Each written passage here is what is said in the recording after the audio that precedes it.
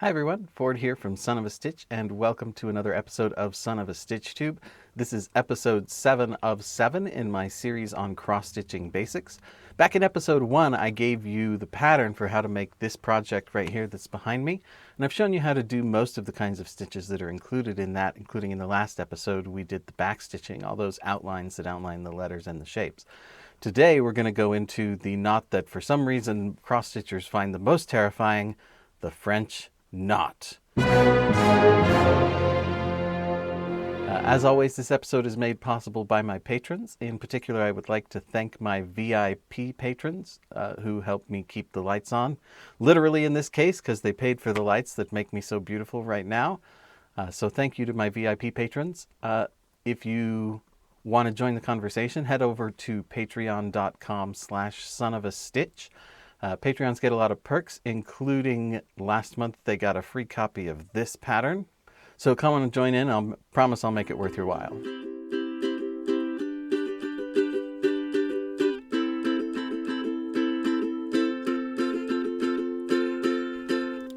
So what we're going to do today are these French knots. You'll see these right here in the corners in these little blocks. French knots are nice because they just make a little dot. They're pretty much the smallest standard stitch that you're going to see in cross stitch, and it's the one that people are the most afraid of. But I'm going to go ahead and show you my method for that, save you a lot of time, trouble, and heartache, and you won't have to be afraid of them. So let's go ahead and switch to the overhead view. Okay, so if we look again at our pattern, our French knots are indicated by these little circular icons here, and then the emblem in the middle, the symbol in the middle tells us what color.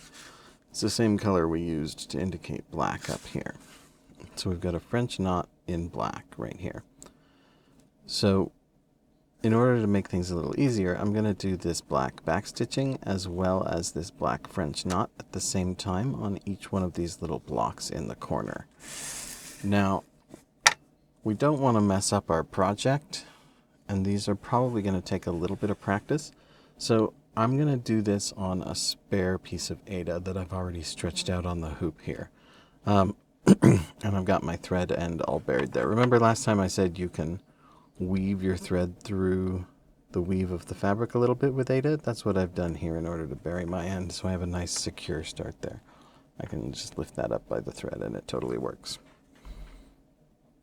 So here's my foolproof method for doing a French knot. I'm going to show you how to do on here, and then we'll move over to our pattern. So a few things that I recommend. For one, you'll notice I have mounted this in a hoop different from the way that I normally do. Typically, I work in the well of the hoop rather than on the drum head. But for a French knot, I like to be able to get my fingers close to the fabric, and the hoop can get in the way of that. Now some people like to stitch in hand, and I do not recommend that for French knots. The tension on the fabric is extremely helpful for being able to do this. The other thing is that you'll notice I've set my project down on the table in order to work with. I need both hands for this. So setting it down on the table helps. If you have a large hoop, you can just pin it against your chest in order to do this. If you're using a lap stand, that works as well. But you're going to need both hands. So get yourself a flat surface. The other thing is I have a nice long piece of floss here. You don't want to try to do this with a short piece of floss. Just don't be a hero, just get a new piece of floss. So I've started this piece here, and we're ready to do our French knot. So you'll notice here that I'm also using a sharp needle. I highly recommend using a sharp needle for the French knot because we're going to have to pierce it back down through somewhere other than one of the pre-made holes in the fabric. So use a sharp needle like an embroidery needle or a crewel needle, or the sharp needle that we used for punching those holes when we were doing those fractional stitches. So using your offhand, since I'm right-handed, that's my left hand, put a little bit of tension on the thread. Bring your needle in underneath and then wrap it around a couple of times.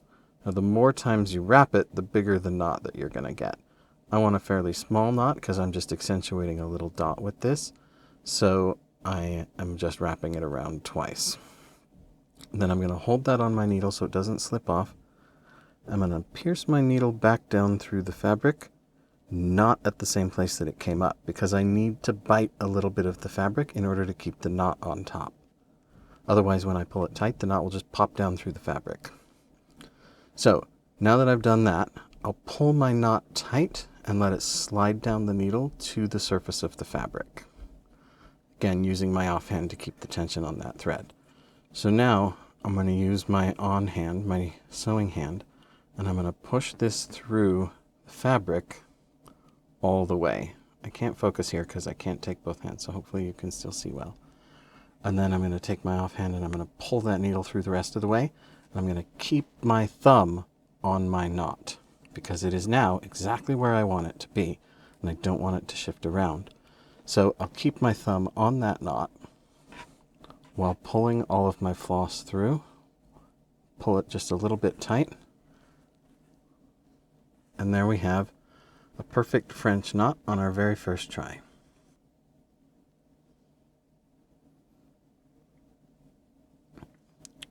Alright, so now that we've done a practice one, you can do a few more if you have a scrap piece of Ada, and I recommend doing that before you move over to your actual project.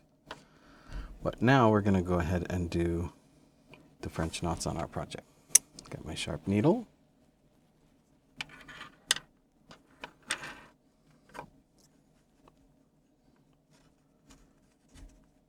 Now, I do like to have my Ada nice and tight for doing French knots. It just makes it easier to keep that pressure on the knot with your thumb while you're doing that. So try to get that mounted on your hoop nice and tight.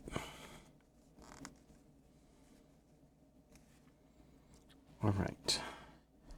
So now we're doing 4 of these French knots. We've got 4 of these little configurations in the corner of the project. Now you could run a single long thread all the way across, but there are a couple of problems with that. One is I don't like to run a thread that far. Like running at the 4 that I had to do in these locations hurt me. So running at the 20 odd that I would have to do here would be a problem for me. So I'm going to use 4 individual pieces of floss for these knots. The other thing that would be a disadvantage of using a single piece of floss for this would be if you fucked up on your 4th knot. Then you'd have a problem of where do you cut it and bury the end and start over, as opposed to just using 1 piece of floss for each set. Okay, so to begin with, I'm going to go ahead and bury my needle with the floss here. This is the reason that I normally don't like to stitch on the drum head like this, is because it's a lot easier to bury a thread end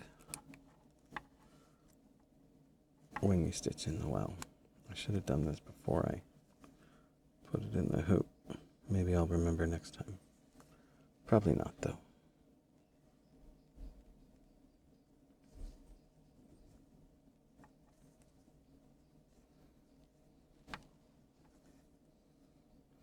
Alright, there we go.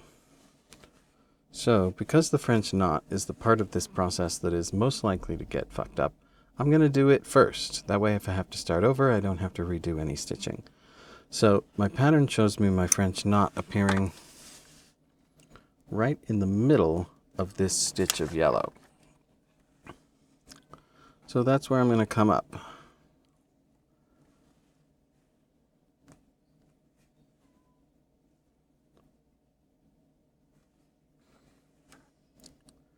Right in the middle, that stitch of yellow. I'm going to set my project down just like I did before. I'm going to pull my floss tight. I'm going to go underneath it with my needle, and I'm going to wrap it around twice. I'm going to pull that tight and hold it on the needle. Stick my needle back down through in not quite the same place because I need to bite some of that fabric. So then I'm just going to pull that knot tight, let it slide on down to the end of my needle, push it through,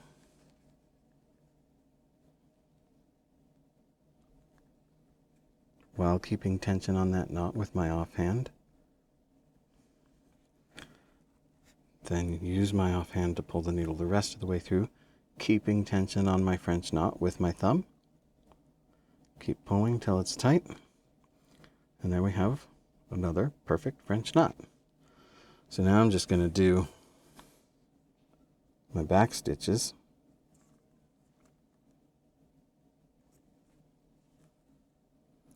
You got to make sure to pull tension on whatever knot you do or whatever stitch you do immediately after that French knot, so your French knot doesn't float around on your surface. So make sure you get some good tension on whatever comes next.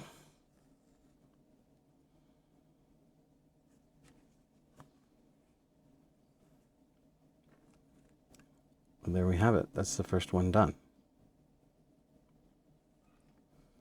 So I'll show you one more.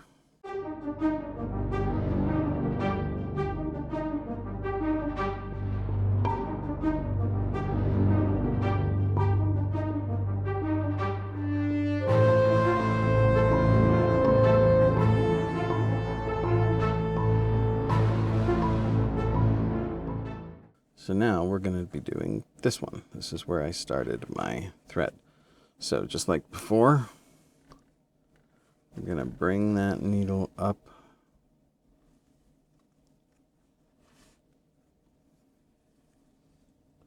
right where we want our knot to appear.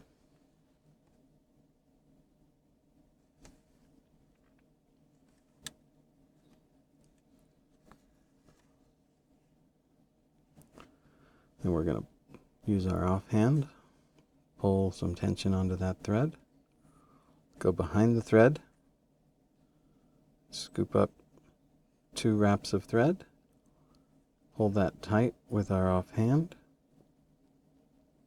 keep it from sliding down the needle with your on hand, go back through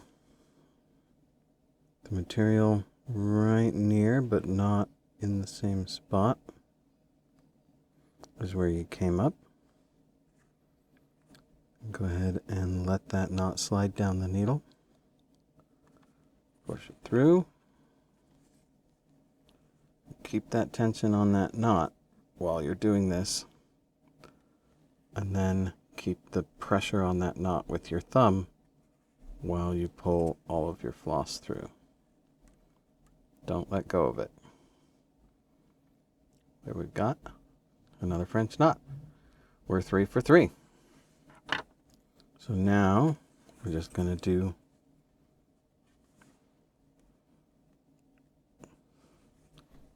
our 2 lines of back stitch. Make sure to pull that one tight. Keep that French knot from floating. And then we'll bury that thread, and then we'll do the 2 other ones. Don't be afraid to move the hoop. Moving the hoop is always a good option.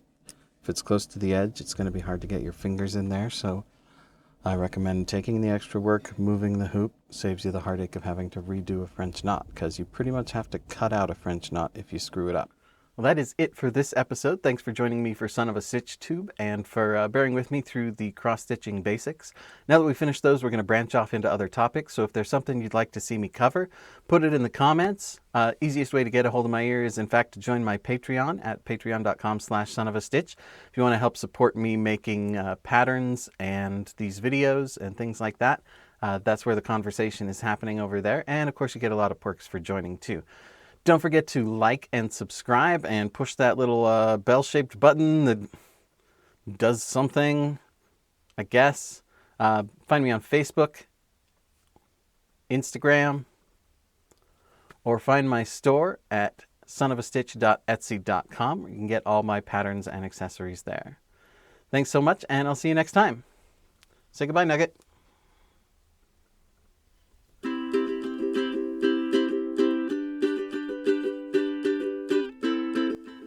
Nugget, you pooped on me. Did you poop on me while we were recording? Rude.